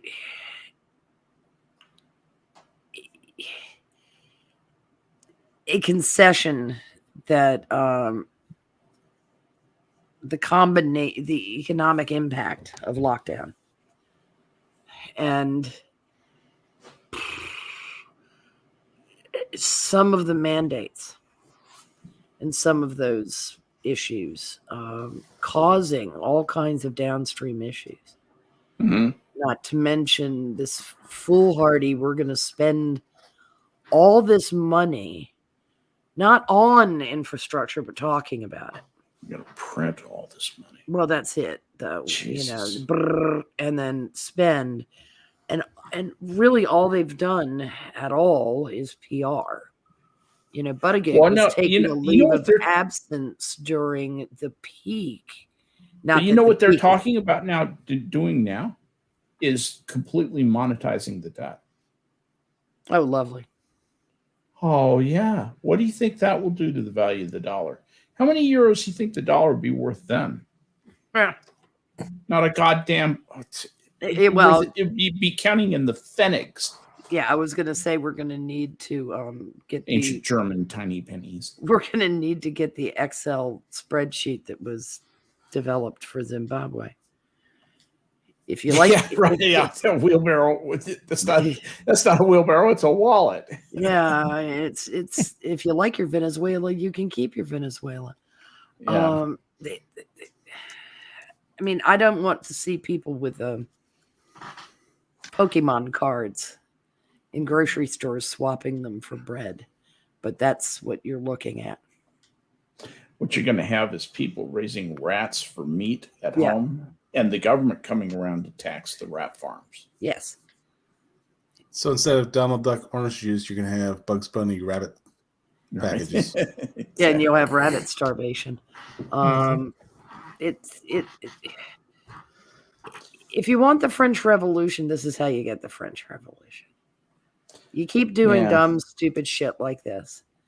You know, the American Revolution is a one-off in large scale revolutions.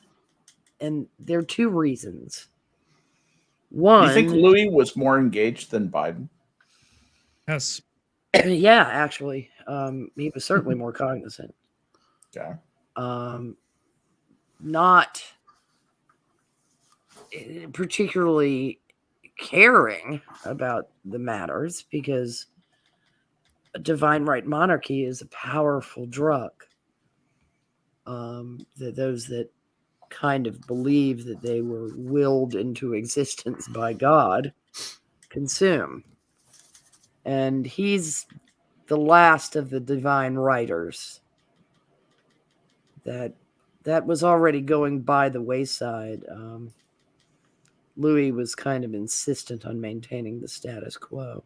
He was kind of a holdover in that regard, because as the nation states became more powerful, monarchs became considerably less powerful. And France was well on its way to being a proper nation state at that point. Yeah, it was. But what the revolution did for them is it got rid of a lot of vestiges of some really stupid stuff.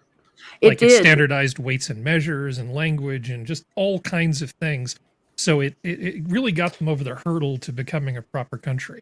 You're absolutely right. And the first thing that had happened had happened 200 years before, with the beginning of the Ancien regime and the advent of the Bourbons, pretty much, right? And then they took it for about 190 years. And then the French Revolution came along and said, "Okay, thank you for your, thank you for your service. May I have your head, please?" Yeah, pretty much that. Thank you for setting up the government. Thank you for setting up the Parlement. The Parlement was such a huge step forward for France. Very British of them, yes. This was Parlement, so this was the appellate court system I'm talking about, not Parla with the IA. This is Parlement, Parlement. To speak. Yeah. So the Parlement system was set up through France under the supervision of the Bourbons, and it was the corruption actually of a lot of those judges that a lot of those guys got lynched, hung, heads cut off, a la Lantern. Yes. Yeah, exactly, very much so. But and it was a shame, because the court system was one of the great things to come out of the Ancien regime. It was a distinct shift to continental jurisprudence. I mean, it was French jurisprudence where the judge, jury, executioner. He's the defense attorney. He's why I prefer the Anglosphere. Common law is a lovely thing. The English system is a rather remarkable system, and we took a fair bit of it. We borrowed from the Romans with the adversarial. We borrowed a lot from France too. Yeah, we borrowed. People don't realize how much of our stuff comes from French law. Well, a lot of English law comes from French law. Norman law. Yeah. Primarily. The language of the law was in the language of the court was officially in French until almost the Tudors. That wasn't being spoken, but it was the official, which is why so many terms within law are French. Well, if you go back to the 1400s, that was the language that was spoken at court. Yes, like I said, almost till the Tudors. Yep. They were a bilingual nation, it wasn't the sole language that was spoken at court. It was the court language, but that was not the sole language of the kings. There were a hell of a lot of people speaking Gaelic. There were a fair number, yes, and there were a fair few that, I mean, the older languages still existed. Yeah, but, Cornish, all that stuff. Anglo-Saxon, for want of another better term for it, the dialect of the country was known to, and there was fluency within the court. I mean, they hadn't not learned to speak what we call English, but they still maintained the protocols were French. Mm-hmm. The crest is in French, Dieu mon droit. The motto of the Knights of the Garter is in French. Yep. But half the crests in, southern England have some French.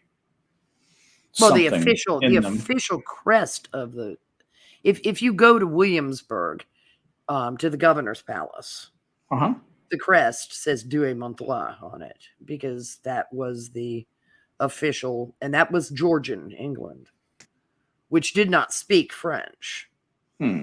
But that remained the trapping, just like "En histoire qui mal y pense" is the motto of the Knights of the Garter. It's because the Normans took over.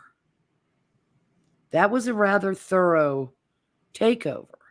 It didn't take over the country linguistically, but it took over the court, and it took over the structure of the court, and a great. But that's Norman. That's early French, as opposed to the differences between Britain and France at the time of the French Revolution. By then they had bifurcated so thoroughly. Big time. And of course, the Normans, the whole Angevin thing, that was only part of France to begin with. The seat of power in France. If you asked the Angevins if they were part of France, they would have challenged you to a duel. Oh yeah, they didn't think they were part of France. Anjou was its own thing. It was its thing. Yeah, it was Burgundy, and there was a separate seat of power in Paris. Yeah. But there you go. French history is as complicated as almost all other continental history. That was actually one of the things that setting up the French Parlement system really did, was to emphasize the fact that the government really is in Paris. Yes. We are the ones who send the judges out to the Parlement. We're in charge here. Yeah, we are in charge. We are a strong federal government. Yeah. Get it? It's funny because the British, you do and you don't have that, because the magistrates eventually evolved to become chosen by the aristocrats, but they're still local people. Right.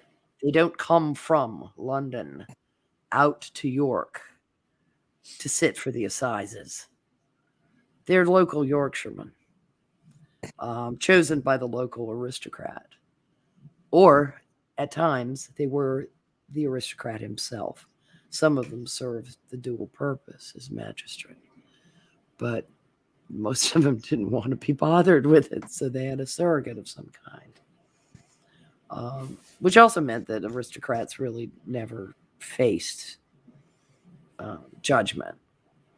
You kind of touched on a principle that I think probably can be illustrated this way, or just it can be profitably discussed. The left wants to get rid of the filibuster rule and essentially make the country much more like a pure democracy. They would also like to do away with the Senate. Mm-hmm. And very, very much why. So why? Right. Yeah. Exactly. And that's why we should repeal the 17th immediately. Have so much proportional representation so that some places would not have a representative in Congress. That's one of the new things I noticed that has crept into the discussion. Oh, What do you think about that? You think that's a good idea? It's absolute trash because why?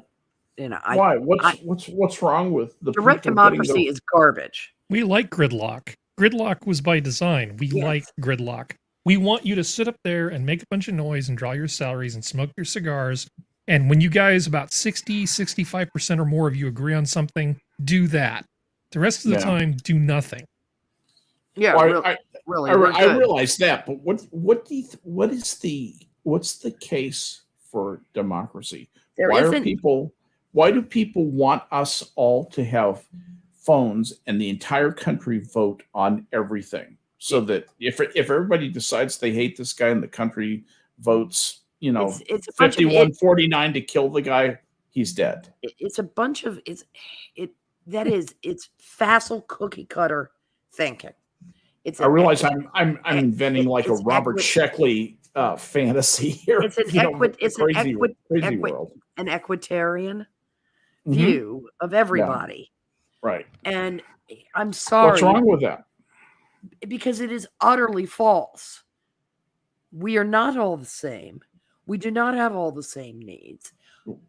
Why do we all have the same vote? The 50 well, that is That's a pretty good question, isn't it? Well, there is a wonder about that now. Thank you, Fabians. But I'll concede the ground that adults in good standing with the law can exercise the franchise. By and large, I can make a case against universal franchise, but I'm not going to do it. That ship sailed. That's long over the horizon. Unfortunately, serves the 17th Amendment. And the 17th Amendment opened the goddamn door to this bullshit that we're hearing now. She's talking about the direct election of the Senate. Well, you can talk about one piece of this, right? There's a bunch of reasons why we have the system that we have. And one of them is one that isn't brought up very often, which is, in a lot of ways, the government is like an electronic circuit. Okay, so you end up having things like capacitors and inductance coils, which soak up spontaneous changes that happen to kind of smooth everything out. And so by having the Congress be elected more frequently than the Senate, it essentially, and the courts be lifetime appointments, you end up getting this multi-phase system that can simultaneously respond to the urges of the day, but be more deliberative about things as a check. And then you have the even more deliberative people who are running the courts. So a lot of times in the passion of the moment, the majority might do something incredibly stupid.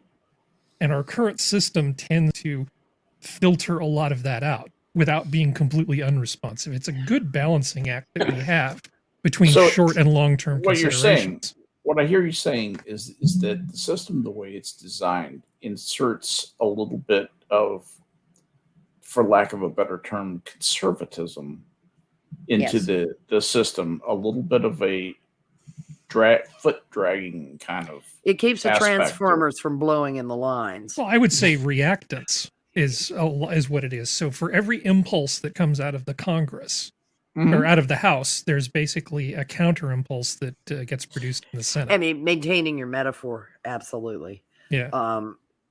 Of the electrical circuit. Is that like the electrical college? Absolutely. It's totally like the electrical college. If you want to know why I don't like direct democracy, I can present Exhibit A. Harry lives there, the state of California.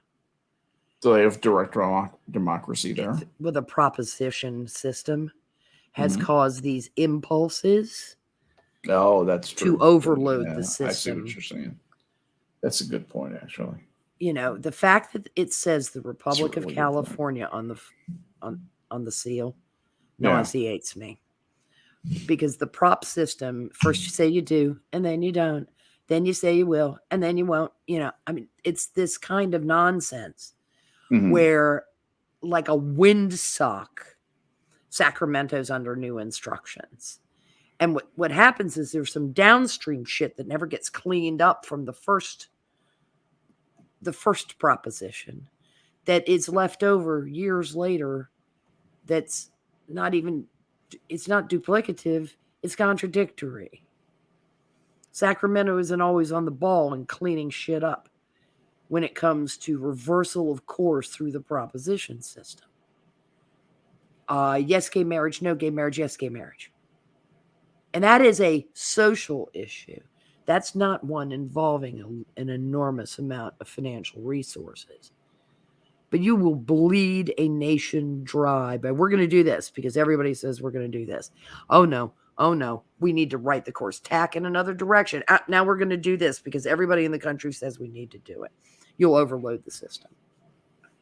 You will, on a federal level, you will blow it to hell and gone. Because what will happen is all the resources, we already have a problem with this. If you think all the resources appear to be on the coasts, all of them actually will be with direct democracy. All of them. Fuck you, Johnny. You're doomed. We're not going to maintain the infrastructure of Montana. Who gives a shit about Montana? Some of these people are so fucking stupid that they don't realize how shit gets from the left coast to the right coast. And then I realized I was muted. Well, how will the Japanese people get to their estates in Montana if their infrastructure isn't maintained? They'll have to provide it, won't they? Actually, it's really funny. Back when I was trying to find something for us to do in the summer. Mm-hmm. The kids are bored out of their minds, and I'm like, well, let's do the tour train up in the capital city, and it'll get us out of the house for at least a couple hours. So we took the trip all the way to the capital, and then Helena, and then they have this. It's sort of like it's an actual. It's not an actual train, but I mean, they're cars that look like trains. And so they're going through, and they get to a part of town where it had a massive Chinese population way back when, back in the gold rush days. And the guy, and I'm surrounded. It's me. My kids are playing Pokemon Go. I don't even give a shit. They could give two shits less at what's going on around them. And I'm sitting there, and I'm like, yeah, this is relaxing. Listening to some old guy banter on about Montana history. And then he goes, yeah, and this is where there's a massive pretty sizable Chinese population who assisted with building the railroad, and I died. Assisted. And I go, yeah, they volunteered there. Like, yeah, well, sure, we'll assist with the building of your railroad.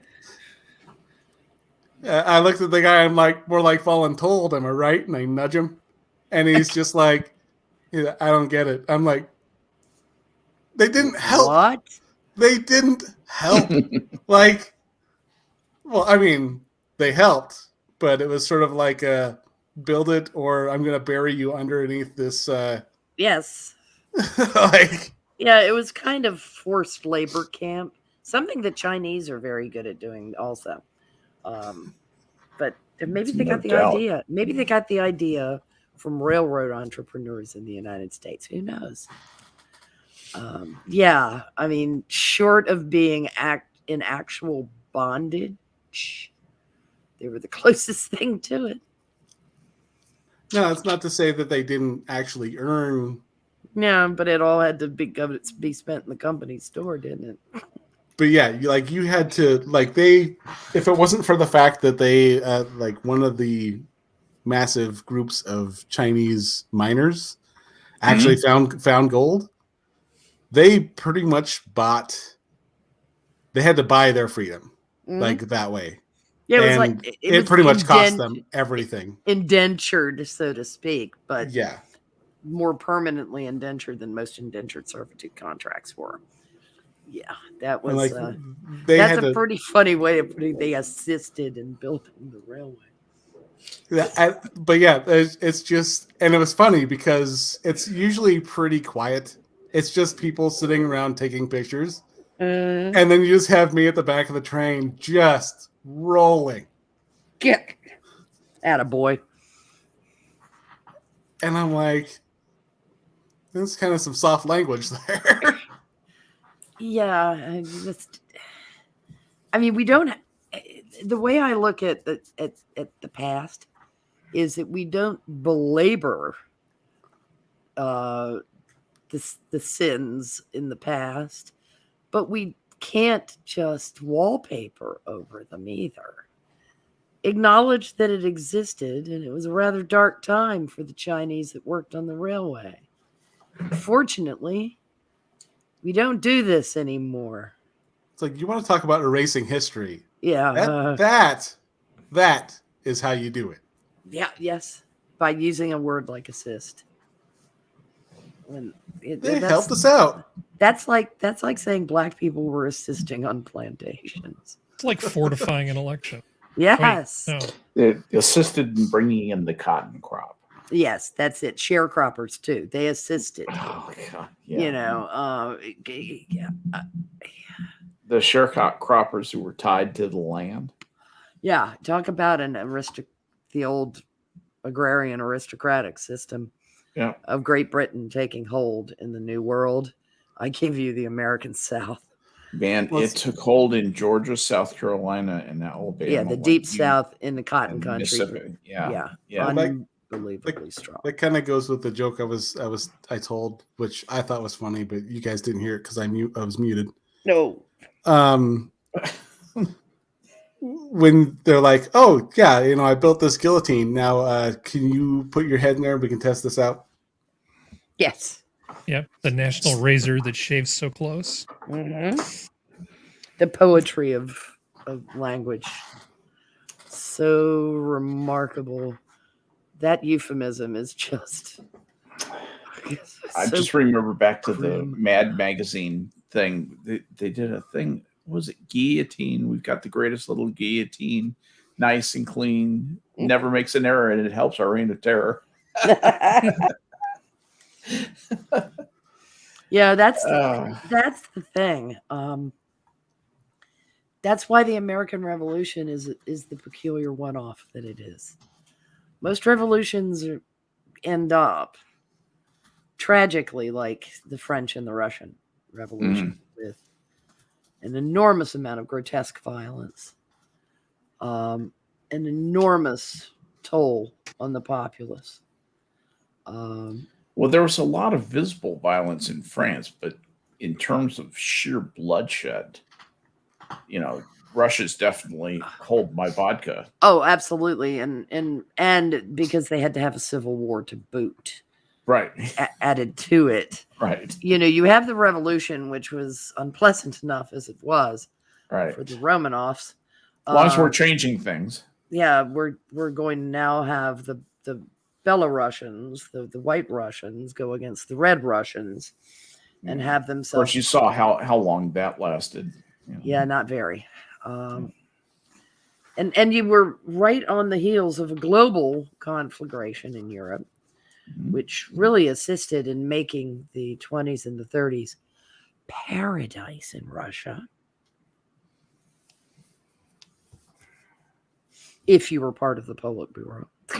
I was going to say, if you're part of the party, it may not have been too bad, because you're basically bringing in all the money, all the treasures, all the wealth is coming into the state, for from 1918 to about, I'm going to say about 1928, about 10 years. But for those plebs, that the whole thing was supposed to help.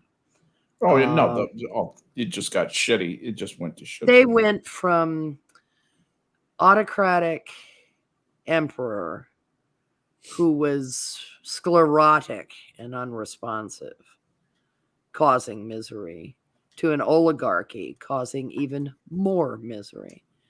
And the tragedy is weapons got better. Mm-hmm. So their ability to mass murder their own population improved.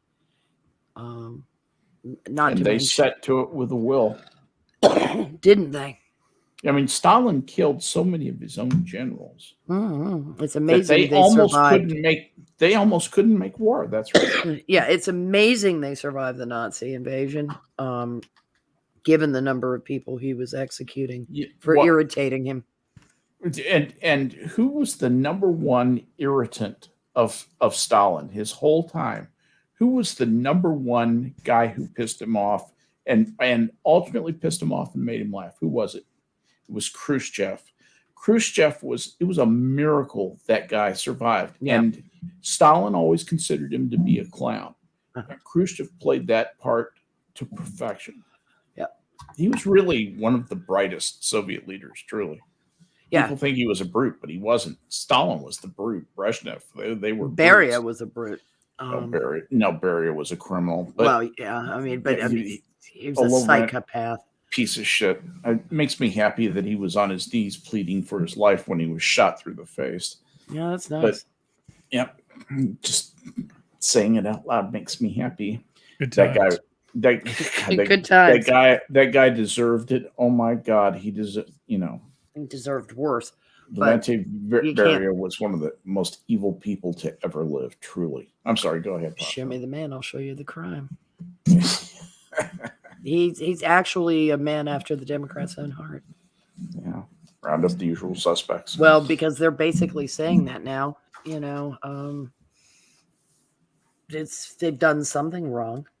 The chortling that occurred today. The U.S. Marshal's Office had a response to complaints and filings by the people that are being held for 1/6. Not being given access to haircuts and shaves. Mm-hmm. And we don't do that for the unvaccinated. Is their response. Now, that just makes me tired. The amount of chortling that's going on about this, and I think you can chortle all you want about, they're not at a luxury spa, ha ha. Yes, but they are being held in durance vile. Mm-hmm. They have not, in over a year's time, had charges filed against them. We have some constitutional rights regarding that, the 5th and the 8th, I believe. Primarily, charged them. Well, why should those treasonous motherfuckers get anything? Charge them with treason, then. You haven't charged them. You're holding people in an infinite detention. More people got upset about Guantanamo than are showing visible upset within that squad of people who are so caring. That offends me. If they've done something wrong, which they might well have done, I don't know who all they are. I don't know what all they may have done. And I won't know until charges are brought against them and they have a trial. We're not supposed to keep political prisoners. Supposed to. But we have shown more constitutional regard for people who are not citizens of this country. And we do so every day than the regard that has been shown for these detainees. And that offends me. It would offend me if they had been people taking part in the riots the summer before. You cannot hold people like this. It is anti-American. But it's very Soviet. It just infuriates me. Because it's disgusting.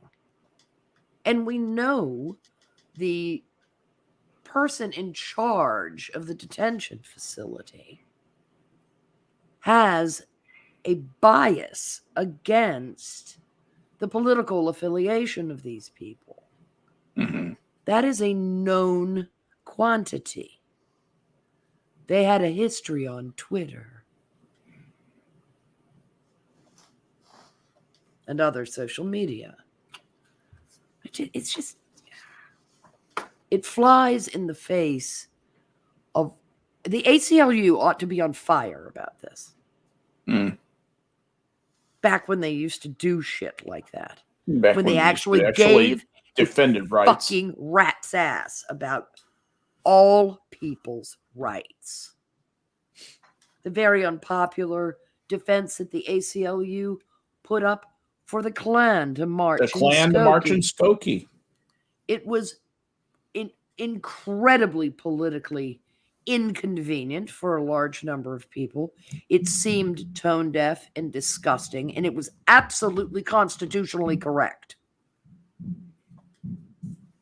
As vulgar and disgusting as we might find the notion of the Klan having a parade in Skokie, a predominantly Jewish location, they have the right to speak. Let the ass clowns speak and then laugh at them. I remember 1977 when the Klan was going to march on Skokie. In fact, I was just moving from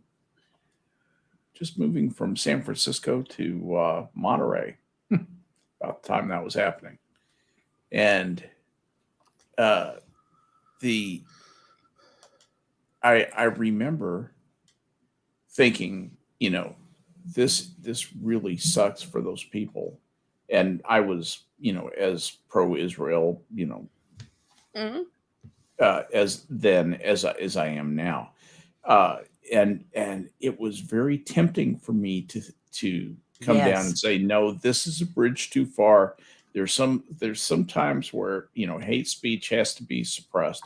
Yep. But even then, even on, one of these, I mean, if I have a sacred cow, it is the welfare of Israel. I really won't, cut corners or sacrifice my values in any way on that issue. But you cannot full-throatedly defend them. If free you will speech, not, if you won't. Free speech trumps everything. There's a reason it's the First Amendment. Well, the freedom is more important than temporary hurt feelings. And the only thing the Klan was going to do is hurt people's feelings. The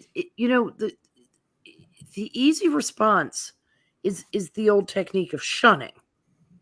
Right. If you want to protest people like the Klan being in a place like Skokie, or you want to protest idiot groups like the Westboro Baptists, let them have their gathering, and as a group, turn your back to them. Disregard them. Without attention, they're nothing. The bully only gets their way when there's a response. Don't respond. People didn't realize what Skokie was. Skokie had 70,000 people at the time of this march who lived in Skokie, Illinois. It's a Chicago suburb, north side suburb. It's right next to Evanston, where I went to college, as a matter of fact. Out of those 70,000, how many of them do you think were Jewish? How many of them would you say would be offended by the Klan? It was the preponderance. 40,000. 40,000 out of 70,000 people are Jewish. Yeah. This was a huge deal to go in Skokie. We used to, I'm going to use a slur here, but all my Jewish friends will understand that, we were 17, 18 years old. And, we used to call, there were a lot of kids at Northwestern who were smart kids from Skokie. And we knew that if somebody came from Skokie, he was probably a smart Ashkenazi kid. Mm-hmm. And the Jews themselves referred to Skokie as Skokaiki. Mm-hmm. That because they thought that was just massively funny because it was just so dominated by the Jewish. And they took the slur and they made it into something funny. Well, exactly, and they had a bit of fun with it. But my point in this is that this was this was worse than the black people marching in Selma. This was more offensive than that, because the number of people, the homogeneity of people coming out against this thing would have been amazing. And that took real balls, in my opinion, for the ACLU to go in and pursue this lawsuit, which would not be settled for 2 more years. Yes. And the Supreme Court ruled on it in 79 and ruled in favor of the ACLU, which they should have. Right, correct, because it was a request for a permit to parade. And there was no reasonable reason not to allow it. It was not going to be parading with guns blazing. There was no overt threat of violence or disobedience. It was going to be a march. And the right of assembly and the right of free speech, I mean, they're enshrined in our First Amendment for a reason. It is a primal thing in the founding and later, because actually the Bill of Rights was written after the Constitution. Yeah, I know. It's amendments to the Constitution. Yeah, because we built. We actually call it part of the Constitution. Yeah, Jefferson wasn't in town for the Constitutional Convention, but he was busy writing letters. It's one of the reasons that we have the Bill of Rights. It's true. He was in France, and he was like, God, there's some shit you didn't address. And look at what the first one is. The first one covers an enormous amount of material. I mean, it's impossible to describe how important it is. It was extremely important that the Establishment Clause appear in the Constitution in some way or another to Thomas Jefferson, because of religious liberty had been an issue for him in Virginia. This was the guy who sliced out the offending parts of the Bible out of his own Bible. Yeah. A Bible I have seen, by the way. He is he was a very potent advocate for fixing God. for fixing, he was very much a deist. He was except he liked tuning up the clock. Yeah. Well, if you don't like it, get rid of it, and it wasn't there. Yeah, and you're welcome to try to amend the Constitution. It's in the Constitution that you're welcome to try to amend it. Have at it, friends. Make it better. Make it it needs better. to be better. Make it better. If there's a need, go for it. Yeah, and but at any rate, follow the rules in doing so. That's always true. But we have come to the end of our 2-hour sojourn here at Minions of the Zoo, and I did want to thank chat for coming out and listening to us. Ghost Dog just got here. Hi, Ghost Dog. See Uzi's in chat. Cougar Knife, Assassin. Johnny's always around. Spud Gun. Let's see who else showed up here tonight. Cannibalistic Wizard was here for a bit, and yes, I do often show up. Yes, you do show up. I like it better when you're on the show, though. I like it better when you're here in person. But at any rate, I appreciate you. I've noticed you before, supporting the show, and I really do appreciate that. But anyway, Kiever Dam, all you guys, thanks for coming out here and listening to us, and thank you to my panel, to Blind Press, and all you guys, Johnny, Prospero, Harry, everybody.